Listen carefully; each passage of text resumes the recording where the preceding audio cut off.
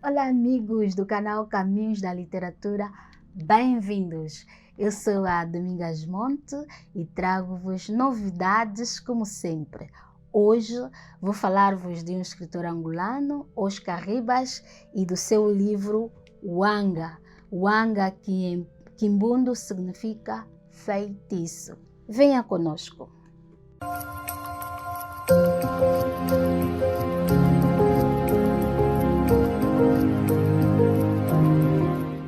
Antes mesmo de falar-vos do livro, vou ler-vos aqui uma pequena biografia do escritor.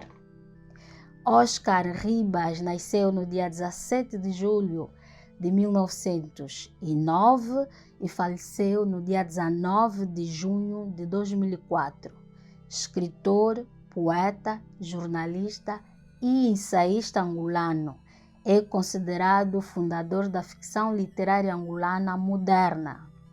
Nuvens que Passam, 1927, Resgate de uma Falta, 1929, Ecos da Minha Terra, 1952, Quilanduquilo, Contos Instantâneos, 1973, são alguns exemplos da sua obra que aborda temas de literatura oral, filologia, religião tradicional e filosofia dos povos de língua quimbundo, o que mostra a extrema preocupação com a pesquisa, conservação e registro das tradições do seu país.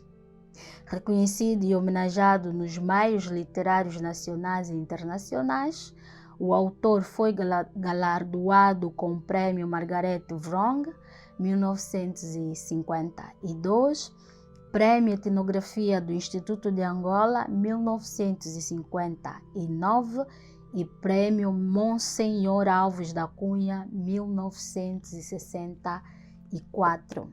Lemos aqui uma pequena biografia do escritor em homenagem hoje, ou sobre o qual estamos a falar hoje aqui no nosso canal Caminhos da Literatura. Ele tem uma biografia vasta que podem ler e encontrar em vários outros livros, em várias outras biografias feitas sobre o escritor Oscar Ribas.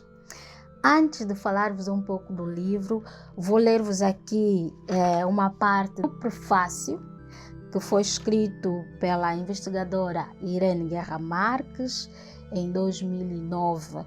Só para chamar a vossa atenção, eu estou com esta versão aqui dos clássicos da literatura angolana, que foi publicado em 2014, e o seu prefácio por Irene Guerra Marques, e eu vou ler-vos uma parte do prefácio que diz o seguinte: Wanga, romance folclórico angolano, constitui um valioso documento sociocultural para os estudos da sociedade africana luandense do século XIX.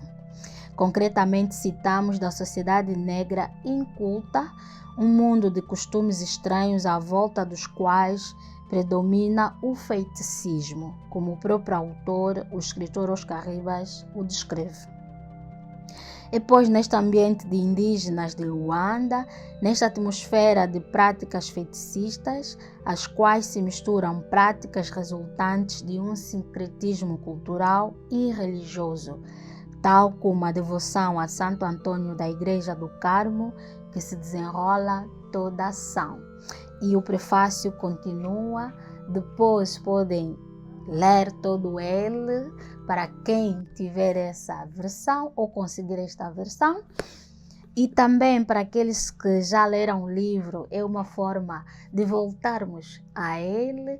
Aqueles que ainda não leram, têm agora a oportunidade de procurar o livro, de ler o livro, e todas as dúvidas, todas as perguntas, e também alguns comentários que possam querer fazer, podem deixar aqui nos nossos comentários e nós vamos interagir à volta de Wanga, que significa feitiço. Nesta obra, nós vamos encontrar três personagens principais: Joaquim, Catarina e Antônio Sebastião. Esse então é que vai desencadear uma grande confusão, porque ele não sabia ler. mas ainda assim leu uma carta e transmitiu mal as mensagens. Ou seja, ele não sabia o que estava na carta e inventou coisas. Essas coisas, já vamos falar sobre elas, desencadearam então toda essa confusão e um movimento de vingança. Surgem as práticas feticistas para então vingar essa ação de Antônio Sebastião no universo da narrativa. Então estamos a falar do casal Catarina e Joaquim. Joaquim apaixona-se por Catarina e mais tarde ele passa por toda essa fase de conquista, de aceitação ou não aceitação, até conseguir casar com o amor da sua vida. Aqui na página 30, na página 79, nós vamos encontrar alguns relatos sobre isso mesmo.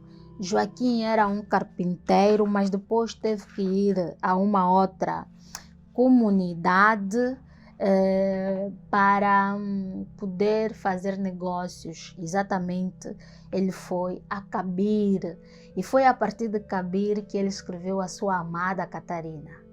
E essa carta é que viria a desencadear certos problemas.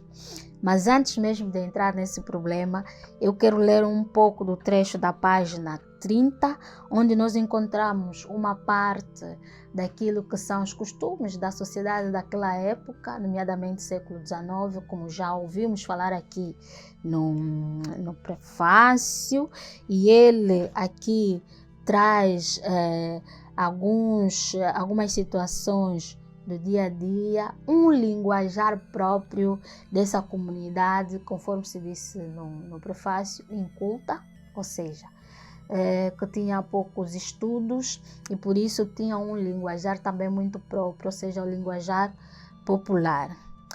Diz assim um trecho na página 30. Olha lá, ó Joaquim, diz um deles, reacendendo uma ponta de cigarros depois de ter esvaziado a sua caneca. Você não namoraste lá, laparica chamada Joana? Sim, eu namoro, mas já deixo muito tempo. Por quê? Ara, chateia muito. Hoje pede dinheiro, amanhã pede também. Ara, é muito chatícia. Batem à porta, Joaquim alvoroça-se, supõe ser Catarina. Como que impelido por uma mola, levanta-se do mocho, dirige-se à porta e abre-a. Oh, amigo, você como passaste? Grita-lhe uma voz masculina. Que decepção! Em vez da pessoa esperada, em vez da mulher que fez pulsar fortemente seu coração, surge-lhe um homem. Então é você, quando chegaste? Faz Joaquim contrariado. É verdade, chego hoje no tarde.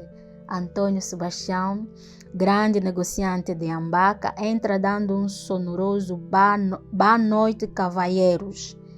É alto, fulo de carão acidentado por grossos beiços, nariz informe e olhos papudos.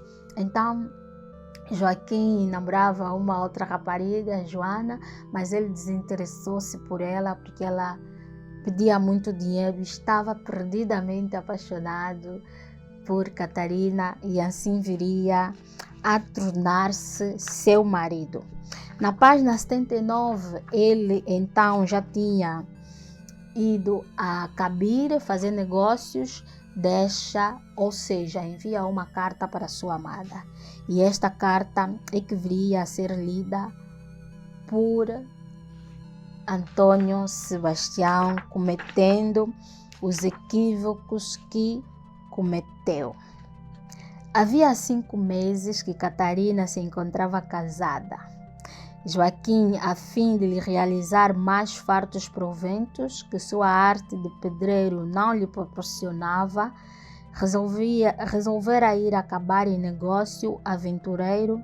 Para a tranquilidade sua, encarregara Antônio Sebastião de velar pela casa, posto que Catarina ficasse em companhia da mãe, irmã e sobrinha.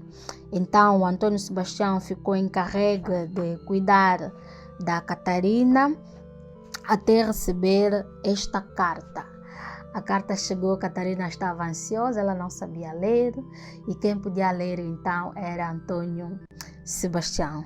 E ele fez tanto mistério, e ela toda ansiosa. Os conversa não é bom, diz ele. Antônio Sebastião, agora tão agitado como ela, remergulha-se na leitura. No seu âmago, um fogo queimava-o também. Dir-lhe-ia a verdade? Mentir-lhe-ia? Custava-lhe exteriorizar-se, mas urgia finalizar a situação. Arrependido da aquiescência em ler, abandona o grau, com feição sombria, lança laconicamente: Dileno! Dileno em quimbundo significa chorem. Catarina arrepia-se, que dizia ao compadre porque havia de chorar. Ela obstina-se na reserva, já tinha falado chorassem. Para não dar tempo a mais explicações, guarda a carta na algibeira e some-se atabalhoadamente, deixando Catarina em espetaculoso pranto. Ai, ué, Joaquim, ai, ué, meu homem, quem me vai dar agora a comida e a roupa? Como estou desgraçada, eu morro. Então, Antônio Sebastião lança o dileno, quer dizer, chorem, algo que ele encontrou na carta, não sei como, porque a carta não dizia exatamente isso. Ele inventou essa história porque ele não sabia ler. Só mais tarde viria então a dizer que ele não sabia ler, por isso inventou aquela situação e desencadeia-se a questão toda do feiticismo por vingança a Antônio Sebastião. Então, amigos, nós ficamos por aqui nessa nossa leitura, nessa nossa sugestão de leitura. Leiam o Anga e procurem por mais e mais detalhes, tentem ver o que é que estava na carta, venham nos comentários e digam-nos, e também se quiserem mais e mais detalhes, mais perguntas, podem deixar nos comentários. Mas antes de fecharmos o nosso vídeo, queremos deixar aquele apelo de sempre para aqueles que ainda não subscreveram o canal, subscrevam o nosso canal, partilhem o nosso conteúdo, dessa forma vão ajudar-nos a crescer aqui no YouTube. Também visitem as nossas outras páginas no Facebook, no Instagram, sempre Caminhos da Literatura com Domingas Montes. Até aqui, muito obrigada a todos que nos assistiram até a esse momento. Nós voltamos na próxima oportunidade. Muito obrigada.